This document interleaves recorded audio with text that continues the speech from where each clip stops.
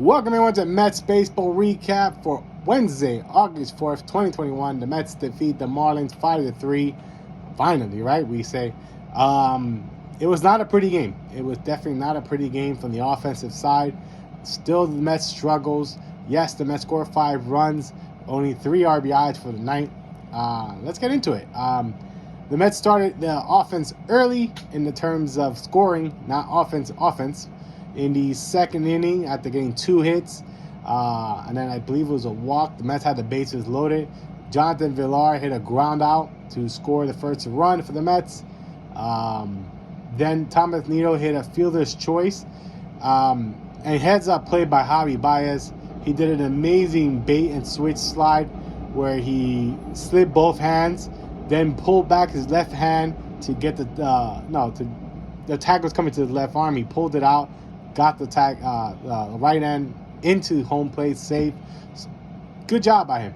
Carlos Carrasco then hit a terrible bunt that would have been a double play, but the pitcher threw it away. So the Mets scored their 3rd run on an error. Then Carlos Carrasco in the 5th inning got into a little danger. He gave up a couple hits. They pulled him out. They put in Luke, and unfortunately Luke couldn't just strand the runners. The game's 3-2 at this point. Then they gave up a home run in the 6th, let this game be tied. And in the top of the 8th inning, Javier Baez hit his 2nd home run as a Met to make the game 4-3. And then a pass ball gave the Mets an extra run, 5-3. Trevor May got the save, and Castro got the win. But like I said, 2 for 13 with runners on scoring position. A couple of 0-4s. Alonso was 0 for 3. He did have a couple of nights outs. Fortunately, they hung on the air a little too long. He had 2 walks as well. Villar went 0 for 5. He did have the RBI out that I said. But everyone had a hit. But again, leaving way too many people on base. Nimmo left 4 people on base. Alonso left 3 people on base. Smith left 4 people on base. Baez left 2. Villar had the worst offense here. Left 5 people on base. Nido left 4 people. The only RBIs were Baez, Villar, and Nido. And that's pretty much it. That's all the Mets did. They hold off the Phillies. The Phillies did win.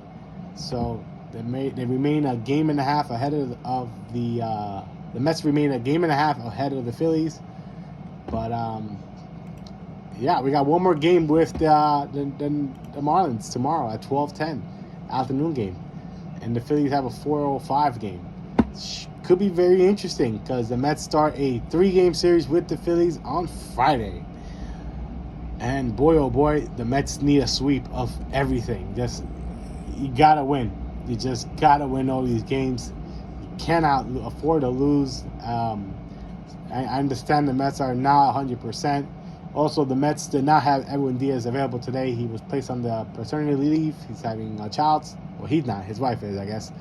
But, like I said, sometimes you're going to have these ugly wins, and you got to take them, and hopefully you could just bounce back.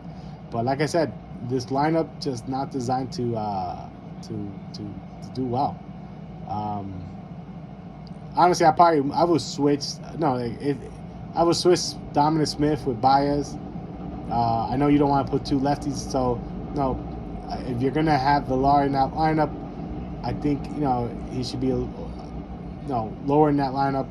I don't trust Villar. I don't know. He's over 5. He's batting .234. No, I don't know. Conforto. No, he had 2 hits. Good for Conforto. Scored twice. But yeah, like I said, the Mets offense still not where it needs to be. It's still a long way to go. And, the Phillies offense is just kicking in high gear right now. So, I don't know, guys. I don't know. But, you gotta cheer for our team all the way. Let's go Mets.